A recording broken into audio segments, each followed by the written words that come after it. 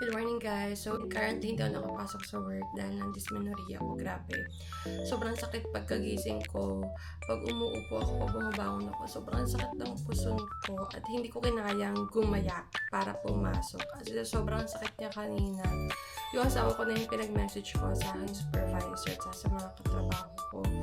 Kasi grabe sakit niya. Tapos hindi ako makainom ng gamot kasi hindi ako makakain, hindi ako talaga makagalaw. At yun, so mag-isa ako sa bahay kasi kailangan mag-work ng asawa ko. And medyo nag-okay naman ako. May konti pa rin kirot, pero kinakaya naman na. And bala ko sana na hoping na maging okay ako all throughout ng day. So, as a girl na hindi mapakali, as a girl, syempre kailangan natin maglinis pa rin ng bahay. So, samahan niyo maglinis at hoping na masulit ko na lang yung araw kasi plano ko na lang since nag-sick leave na ako is mag-errands na ako ng mga kailangan ko para hindi na ako mag-leave ng ibang araw. So, maglinis muna tayo.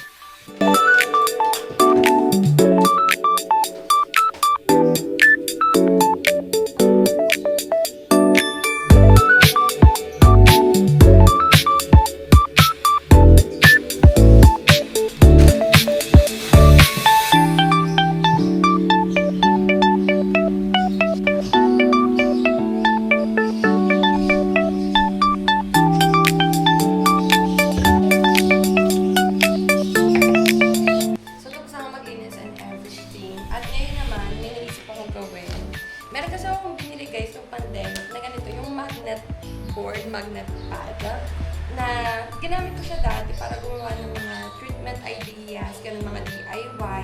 Kaso kung hindi ko na siya nagagawa, hindi ko na din ito nagagamit. At naisip ko na what if itong mga picture, mga photobooth namin na nakuha sa mga kasalar sa mga event is lagyan ko nitong magnet pad, magnet board para nakadikit na lang din siya sa pader. Para siyang ganito guys.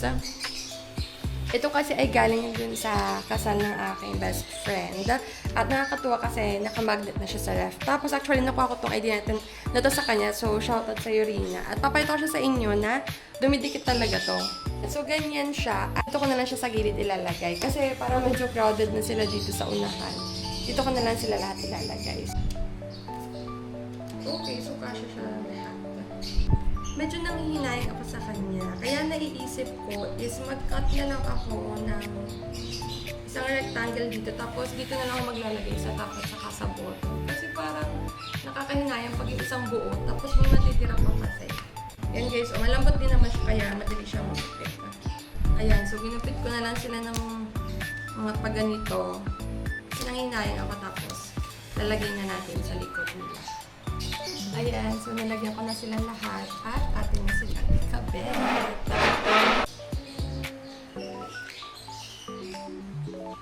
This is my favorite photo. Recent lang to. Ito yung nung May, kasal nila Martin at Ricarda.